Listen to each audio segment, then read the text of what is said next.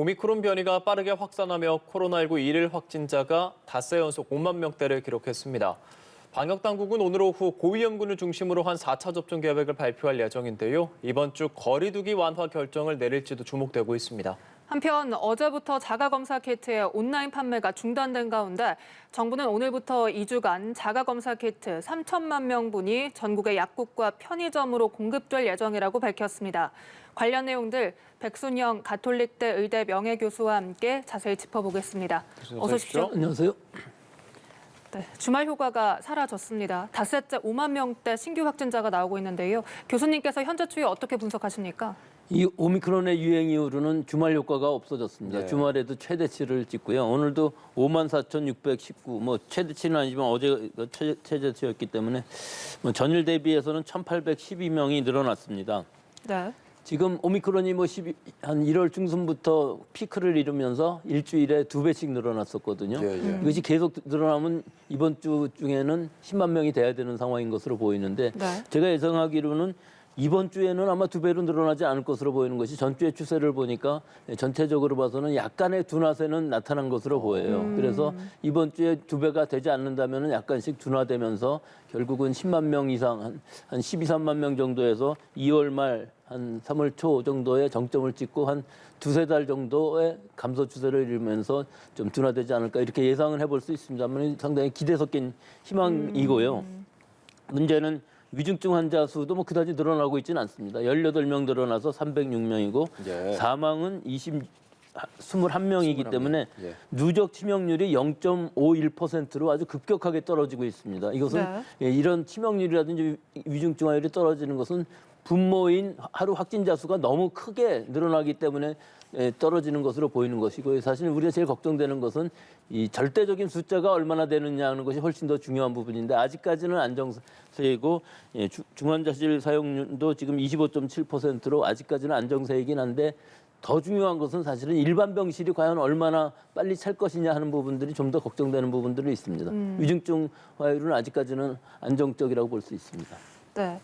위중증 환자 수가 오늘 17일 만에 300명대로 올라왔지만 그래도 아직 급격한 증가세는 아니다. 이런 판단이신 거죠? 예, 아직까지는 충분히 우리 중환자실 가용 병상이 한 2,500개 정도 되기 때문에 지금은 25%라는 건 상당히 안정적이라고 볼 수가 있고요. 사실은 이 오미크론인 경우에 있어서는 일반 병실에서의 퇴원도 빠르다고 하니까 일반 병실이 더 빨리 찰 가능성이 있어서 재택치료 환자가 많으면 많을수록 그 안에서 위중증 가는 것보다는 오히려 일반 병실에 고령층들이 들어가는 경우가 더 많은 상황들이 될 수가 있어서 그 부분들이 좀 더 모니터링이 돼야 될 것으로 보입니다. 이 오미크론이 상대적으로 좀 젊은 층에 많다고 들었었는데 고령층으로 확대되는 경우엔 그 위중증이 좀 더 위험해지는 게 아닐까요? 그렇죠. 지금이 좀 그런 상황입니다. 이게 굉장히 많이 고령층에서 떨어졌다가 지금은 10%를 넘어가는 상황이거든요. 결국은 젊은 층에서의 유행이 고령층으로 가면서 특히 미접종자들 또 예방접종 받은 지 오래되신 분들, 3차 접종 아직 안 받으신 분들 이런 분들이 고령층에서 감염되면은 위중증으로 갈 가능성이 높아서 이 전체적인 확진자 수가 커지면서 그 안에서 위중증 환자 수가 퍼센트는 낮다 할지라도 절대수가 많아지게 되면 의료체제에 부담이 갈 수밖에 없는 상황이 되어서요. 그런 부분들이 우려가 되고 그런 불확실성이 아직 남아있는 상황인데 전체적인 추세로 보면 지금 한 달을 지나가면서 이 위중증 환자가 급격히 늘어나지 않고 사망자도 그다지 늘어나지는 않아서 앞으로 한두 주 더 살펴보면은 이것들이 얼마나 확실하게 치명률을 나타낼 것인지 위중증화율을 나타낼 것인지 알 수 있을 것으로 보이는데 지금까지의 결과만 보면 상당히 희망적이라고 볼 수도 있습니다. 재택 치료자가 빠르게 늘어나고 있다는 점. 그래서 많은 분들이 셀프 재택 치료를 해야 하는데 이에 대한 매뉴얼 같은 건 없는지 궁금해하시는 분들이 많거든요. 사실 매뉴얼이라는 게 있을 게 없는 게 일반적으로 집에서 치료하시는 경우에 있어서는 연락을 받는 집중관리군하고 일반관리군 이렇게 둘로 나눠지는데 일반관리군 같은 경우는 대부분의 사람들이 젊은 층이고 무증상이고 경증인 사람들이기 때문에 이 갑자기 악화되는 상황만 막을 수 있으면 되지 않겠습니까?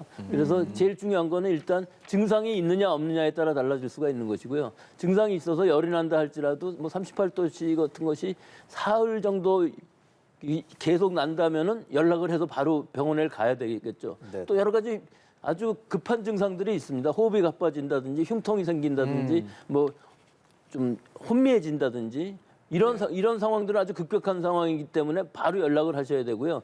그 외에 기침이 난다든지 뭐 콧물이 난다든지 일반적인 감기 증상들이 며칠간 지속되는 것은 충분히 견딜 수 있는 상황이고 이것은 대증적인 감기약으로 해결될 수 있는 문제고 또 이런 증상이 있을 때는 동네 병원에 전화를 하셔갖고 비대면 치료로 원격 진료로 약을 처방받아서 봐도 자기 동거인이 가지고 오든가 아니면 약국에서 배송을 해주든가 하는 방법이 있기 때문에 그런 간단한 부분들은 그다지 걱정하실 필요가 없는데 이 오미크론이 약하다고는 하지만 그래도 자기도 모르는 기저질환이 있으신 분들이 있기 때문에 예. 혹시라도 뭐 호흡곤란이라든지 흉통이라든지 혼미해진다든지 이런 일들이 생기게 되면은 바로 연락하시는 것이 굉장히 중요할 것으로 보이고요. 네. 또 연락이 또 그렇게 급히 안 될 경우에 있어서는 119에도 전화를 해서 응급실에도 가는 상황까지도 생각을 하셔야 될 것으로 보입니다. 그렇게 증상 있을 때 원격 진료 볼 수 있는 곳은 어디서 확인할 수 있고 몇 곳이나 되나요? 예, 이게 개수는 상당히 많이 되어 있습니다. 그래서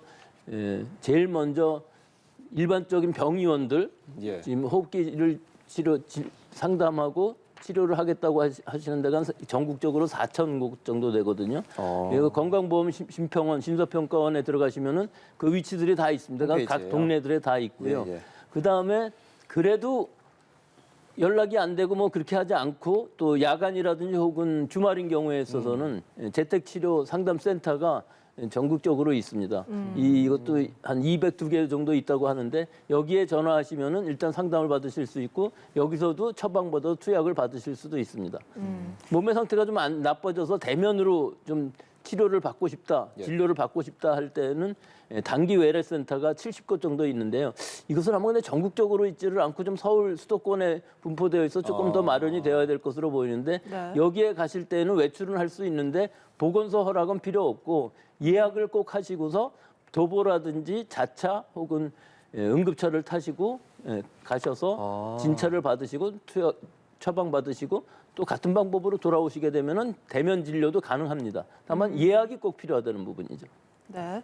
그리고 요즘 자가검사 키트 구하러 다니시는 분들도 많습니다. 그래서 정부가 어제부터 자가검사 키트의 온라인 판매를 중단했고 또 1인당 5개까지만 구매할 수 있도록 했는데 현장에서는 아직도 구하기가 힘들다 이런 목소리가 나오고 있어서요. 정부의 정책이 효과를 발휘하려면 좀 시간이 걸리는 겁니까? 이 정부의 정책이라기보다는 우리나라에서의 생산량은 충분하거든요. 네. 그렇기 때문에 하루에 750만 명 정도 만들 수 있다고 하면은 일반에 공급하는 부분들이요. 그것이 충분할 수가 있는 것인데 사실 지금 수급이 꼬여 있는 상황인 건 맞죠. 그래서 이번 달 중에 뭐 3천만 명, 뭐 많게는 4천만 명까지도 공급을 한다고 하고 또 3월이 되면은 1억 9천만 명분까지도 공급을 할 수 있다고 하니까 아마 분명히 풀릴 것으로 보이는데 과연 얼마나 빨리 풀릴 것이냐 우리 국민들이 좀 초조한 부분들이 있죠. 약국 가서 없으면 당장 급한데 네. 선별진료소 가서 몇 시간씩 줄 서고 할 수도 없고 네. 또 병의원에 가게 되면 무증상일 경우에 있어서는 사실 진료비를 더 받는 검사비를 받는 경우도 있거든요. 그렇기 때문에 이런 부분들 주의하시면서 실제로 유증상이실 때에는 병의원에 가셔서 진찰 받으시고 전문가용 항원 검사를 받는 것이 좋은 것으로 보이고요. 예. 일단 무증상이면서 그냥 접촉이 의심될 때에는 선별 검사도 가시든가 아니면 약국에서 사서 지금 하셔야 되는데 약국에서 사는 것은 지금은 원활치가 않은 것으로 보여서요. 한 가족에 몇 개 정도만 갖고 있으면 일단은 그 접촉이 의심되는 분들은 뭐 해볼 수는 있겠습니다만 그게 많이 쟁겨놓고서 있을 필요는 없는 것으로 보이는 게 이제 다음 주, 그 다음 주 되면 점점 값도 더 떨어지면서 수급도 원활해질 것으로 보이기 때문에 지금 너무 급히 집에 사놓는 것은 좀 맞지 않다고 봅니다. 그러면 이게 뭐 보건소나 임시 선별검사소 가면 무료로 사실 받아서 검사를 받을 수 있잖아요. 그렇죠. 예, 무료로 받을 수 있는데 문제는 너무 많이 기다리는 거죠. 예, 그래서 그 부분들을 해결하기 위해서 아마 방역당국에서는 예약제를 운영하는 것으로 하는 것으로 보입니다. 그러면은 좀 기다리는 시간은 줄어들 수가 있겠죠. 대신에 가서 검사를 받는 건 뭐 그다지 시간이 오래 걸리지는 않는 상황이죠. 교수님께서는 그러면 1인당 혹은 가정당 몇 개 정도 자가검사 키트 구비해 놓는 게 필요하다고 보십니까? 그게 이제 애들이 학교를 간다든지 할 때는 좀 달라질 수가 있습니다. 네, 학생들이 갈 때 혹시라도 증상이 있으면 해보는데 굉장히 의미가 있는데 그런 것들은 대부분 아마 방역 당국에서 무료로 배부해 줄 가능성이 있어 보이고 지금도 어린이집이라든지 요양원, 요양병원 같은 데는 무료로 지금 배포하고 있기 때문에 공적 공급 물량이기 때문에 따로 돼 있거든요. 그럼 집에서는 몇 개나 필요할 것이냐? 뭐 저는 4인 한 가족이라고 그러면 한 10개 정도 있다면은 그걸로 충분히 할 수 있지 않을까. 뭐 그 정도는 최대한으로 본 것이고요. 한 두세 개 정도 있으면서 급할 때 한 번 하고 그렇지 않으면 또 사오고 그러면 되는데 이것이 과연 언제 살 수 있을는지 아직까지는 좀 확실치가 않아서요. 하지만 마스크 때랑은 확실히 다릅니다. 그때는 분명히 모자랐던 거고 지금은 모자라는 상황은 아니거든요. 예, 공급은 세 개 회사가 공급을 하고 있고 또 승인되는 회사들이 있기 때문에 공급량은 충분히 우리가 맞출 수 있는 부분들이기 때문에 그렇게 오래 갈 것 같지는 않습니다. 네. 그리고 이 백신 4차 접종이요. 이제 면역 저하자 요양시설 입소자를 대상으로 시행이 된다고 하는데 4차 접종을 하기로 결정한 좀 결정적 이유가 뭐라고 보세요?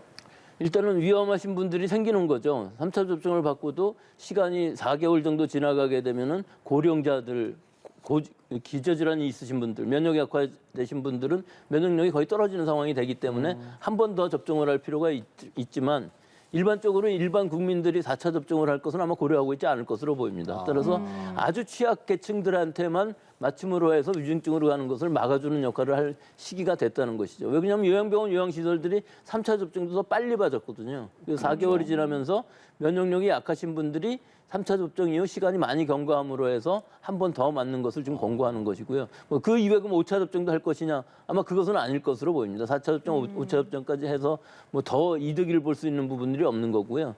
지금은 이제 오미크론이 이렇게 확산하면서 요양병원, 요양원 같은 데서 집단 발생이 일어날 수가 있으니까 그런 거를 예방하는 차원에서 4차 접종까지는 하지만 이것은 일반적으로 고려하고 있는 것은 아니다 그렇게 볼 수 있습니다. 네. 지금까지 개발된 백신을 보면 오미크론 변이 등으로 인한 중증화율이나 사망률은 낮추지만 이 예방률은 좀 낮은 것으로 알고 있습니다. 그래서 화이자와 모더나가 오미크론 전용 백신을 개발 중이긴 한데 그러면 이 오미크론 전용 백신은 예방 효과가 훨씬 큰 겁니까? 확실히 크겠죠. 예, 새로만 오미크론에 맞춰서 그 돌기단백질에 맞춰서 만드는 개량 백신은 굉장히 클 것은 분명합니다만 문제는 시기적인 문제죠. 3월이라고 파이자는 얘기하고 있는데 3월 달에 과연 개발이 완료돼 갖고 우리 손에 들어올 수 있을까요? 이거는 분명히 아닐 겁니다. 지금 FDA 승인받는 것도 분명히 필요한 부분이기 때문에 시간이 걸릴 수밖에 없고요. 또 생산 물량도 한정될 수밖에 없기 때문에 아마 우리한테 들어오는 것은 이번 오미크론 유행이 지난 다음에 들어올 것이기 때문에 아마 이 새로운 개량형의 오미크론 대응 백신은 우리한테는 큰 의미가 없을 것으로 보입니다. 오늘부터 노바백스가 개발한 코로나19 백신도 접종이 시작됩니다. 주로 어느 대상에게 접종이 된다고 합니까? 좀 안타까운 거는 이 노바백스는 우리가 처음에 좀 쓸 수 있었으면 물량도 충분했고 이 플랫폼 자체도 우리가 기본적으로 사용하던 고전적으로 사용하던 백신이기 때문에 뭐 B형 간염이라든지 가닥실 같은 그 자궁경부암 백신에서 어린아이들한테도 접종을 하던 백신이거든요. 오랫동안 사용해왔기 때문에 우리가 그 부작용이라는 것도 굉장히 제한적이고 잘 알 수 있었던 것인데 이 승인이 늦어짐으로 해서 이제 맞을 수가 있게 된 것인데 기본적으로는 1차 접종부터 3주간 간격을 두고 2차 접종하는 것을 원칙으로 했는데 지금 더 중요한 것은 이렇게 예방접종을 안 하신 분들보다도 2차 접종을 받을 때, 즉 추가 접종을 교차 접종으로 받을 수 있느냐 하는 것이죠. 네. mRNA 백신이나 뭐 아스트라제네카 같이 이런 아데노바이러스 벡터 백신을 맞으셨던 분들이 후유증이 부작용이 굉장히 심해서 2차 추가 접종을 못 받으신 분들은 이 노바백스 백신을 맞을 수 있는 가능성이 높아졌기 때문에 이것을 맞을 수 있는 가능성이 높고 특히 임신부 같은 경우는 사실은 mRNA 백신은 너무나 불확실성이 커서 못 맞으셨거든요. 근데 이 노바백스 백신은 그만큼 안정한 부분이 있어서 적어도 한 회 정도만 맞으시면은 1차 접종이라도 하시면은 그 태아나 본인의 그 오미크론 감염됐을 때 위중증화율을 굉장히 많이 낮춰줄 수 있기 때문에 이것은 분명히 위험보다는 이득이 훨씬 더 크기 때문에 한번 맞는 것이 좋다고 생각하는데 이것도 사실은 근데 12주 이상 되었을 때 산부인과 전문의랑 상의하셔서 산부인과 선생님이 직접 놔주시는 것이 저는 좋다고 생각합니다. 기대 효과가 확실히 있네요. 그러면 2차까지 맞고 3차 접종을 앞두고 있으신 분들은 아직 노바백스는 확실하게 사용은 안 되는 건가요? 근데 그 부분이 지금 확실치가 않은 게요. 이 금기나 연기 사항이 있는 분들에 한해서 예진 의사가 판단한다고 되어 있는데 예진 의사가 이걸 어떻게 판단할 것인지 즉 환자 본인이 나 부작용이 있어서 3차를 이걸로 맞고 싶다 얘기했을 때 그것이 가능한 상황인지가 아직은 좀 애매한 부분들은 있습니다만은 아마 맞을 수 있을 것으로 보이고요. 또 당국에서는 17세 이하 12세까지도 이 접종을 지금 고려하고 있는 것으로 보이는 것이 이 젊은 청소년층에 있어서도 이 백신이 굉장히 안정성이 있기 때문에 우리 학부모님들도 사실은 이 안정성을 담보로 한 노바백스 백신을 맞추는 데는 수용성이 더 커질 것이라고 봅니다. 네, 그러면 이 노바백스 백신이 오미크론에도 효과가 있을지도 궁금하거든요. 그거는 사실은 임상시험에서는 없었기 때문에 아직은 알 수가 없지만 일단 우리가 맞춰보면은 리얼월드에서 알 수 있는 상황이 될 수는 있죠. 하지만 감염 예방 효과는 역시 마찬가지일 거라고 봅니다. 60~70%에 불과할 것이지만 실은 위중증 사망률을 뭐 거의 100% 가까이 막아줄 수 있는 부분들이 있기 때문에 가능한 한 이 노바백스는 부작용이 적고 안정성이 있고 효과는 크다고 볼 수가 있기 때문에 감염이 된다 할지라도 그게 중요한 건 아니거든요. 예, 감염된 후에 입원하지 않을 정도로 증상이 약하다면은 그것으로 완전한 면역력을 얻을 수 있는 것이기 때문에 일단은 접종을 3차 접종까지 받는 것이 중요한 시기라고 하겠습니다. 네. 방역 당국이 이번 주에 사회적 거리두기 완화 여부를 검토 중이다. 이렇게 밝혔거든요. 따라서 오미크론이 아직 정점에 이르지 않은 상태에서 이런 방역 완화 시그널이 나오는 것에 대해서 우려를 표명하기도 합니다. 교수님께서는 어떤 생각이십니까? 네, 저도 뭐 충분히 우려가 된다고 생각합니다. 사실 그런데 정점이라는 것은 우리가 꼭 알아야 될 필요는 없을 것으로 보이는 것이요. 이 증가 추세가 둔화만 된다면은 사실은 우리가 확실하게 알 수 있거든요. 둔화가 된다면 언젠가는 감소된다는 걸 알 수가 있기 때문에 둔화되면서 증가는 하더라도 그 증가 추세가 약하겠고 또 우리 의료 체제가 그 시기에 있어서 잘 받쳐주고 있다면은 사실은 완화는 할 수가 있죠. 근데 이번 주는 좀 너무 이른 것 같습니다. 그래서 이번 주에 한다기보다는 사실은 다음 주 21일부터 하는 것은 어느 정도 그 완화하면서 할 수도 있는 가능성은 있는데요. 그 이번 주의 경향을 보면 알 수 있겠죠. 이번 주의 추세가 좀 완화된다. 즉 유행이 좀 약해졌다 하는 부분들이 확실해지고 또 위중증 사망자도 지금 추세를 봐서는 그렇게 급격히 늘어날 것 같이 보이지는 않거든요. 그러니까 적어도 이번 주 금요일까지만 잘 보고서 판단을 하면 다음 주 월요일에는 인원 제한이라든지 시간 제한을 어느 정도 풀 수 있는 여지가 생길 수 있을 것으로 봅니다. 하지만 지금 푼다는 것은 우리 국민들에 대한 메시지도 그렇고요. 갑자기 이 방역이 완화되면서 나빠지게 되면 이 통제 불능의 상황까지 갈 수가 있어서 적어도 지금 20일 정도까지는 좀 며칠 차이 안 되니까 다음 주 정도 하는 것을 바꾸는 것이 좋지 않을까 저는 개인적으로는 그렇게 생각합니다. 요즘 근데 뭐 격리 방식이나 역학조사 방식도 상당히 많이 바뀌었잖아요. 그래서 QR코드나 방역 패스부터 좀 없어져야 되지 않냐 이런 우려의 목소리도 있습니다.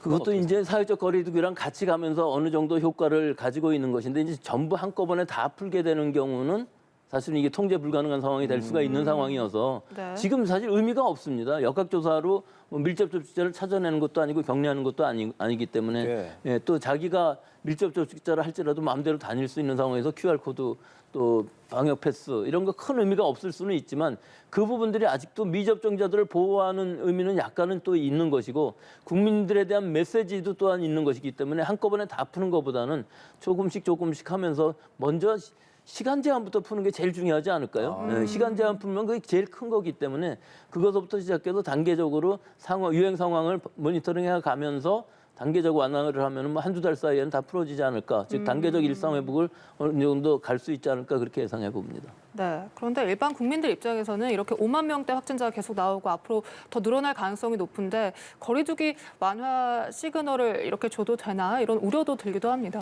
그렇긴 한데요. 지금 사회적 거리두기라는 걸 하고 있는 게 이게 너무 오래되다 보니까 우리가 코로나에 대한 피해도 있지만 사회 경제적인 피해는 자꾸 더 커지기 때문에 어느 시점에서는 완화가 돼야 되는 것이고 이것이 정점이 갈 때까지 기다린다면은 그거는 너무 시간이 많이 갈 것으로 보이고요. 정점이 된다기보다는 이 추세가 꺾이는 그 시점을 잘 잡고 또 우리 의료 체제의 역량들을 잘 계산을 하고 그리고 사회적인 거리두기도 여러 가지로 조정을 할 수 있는 여지가 충분히 생길 수 있을 것이기 때문에 타이밍만 잘 잡으면은 충분히 안전하게 할 수 있다고 생각합니다.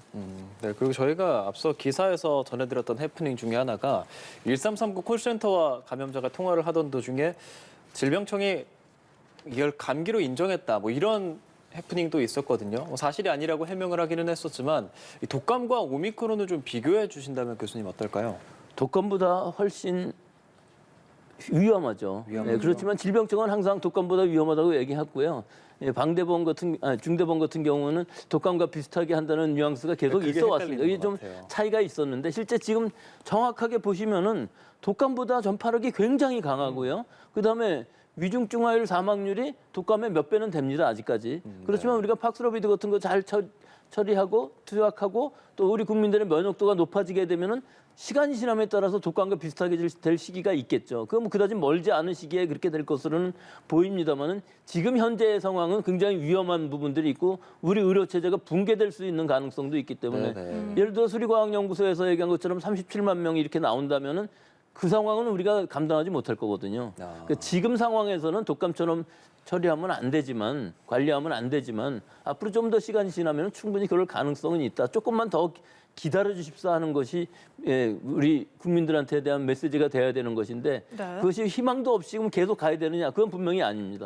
하지만 지금은 독감보다는 훨씬 더 위험한 바이러스인 건 맞고 독감보다 훨씬 더 고령층이나 기저질환자에 있어서는 치명적인 바이러스이기 때문에 아직까지는 그렇게 생각하면 안 된다고 생각합니다. 그러면 앞으로 시간이 지나면 독감처럼 치명률이 낮아질 수도 있는 겁니까? 그렇죠. 그게 낮아질 수밖에 없는 게 우리의 예방 접종률도 높아지고 또 우리 이 자연 감염에 의해서 자연 면역이 생기는 사람들도 점점 늘어나게 되면 예방 접종 더하기 자연 면역이 합쳐지게 되면 완전한 면역이 생기는 인구가 늘어나면은 집단 면역까지는 아니더라도 집단 면역에 가까운 수준이 되면은 그것을 엔데믹이라고 그러는 거거든요. 네. 풍토병이 되는 상황이기 때문에 그럴 때는 우리가 팍스로비드랑 또 약도 있기 때문에 증상이 나타났을 때 약을 먹고 위중증화되지 않게 하는 이런 방식들, 즉 팍스로비드의 수급량이 더 좋아진다면은 많은 투약을 할 수가 있을 상황이 될 수가 있고요. 예. 전체적으로 봤을 때 희망적으로 볼 수는 있습니다.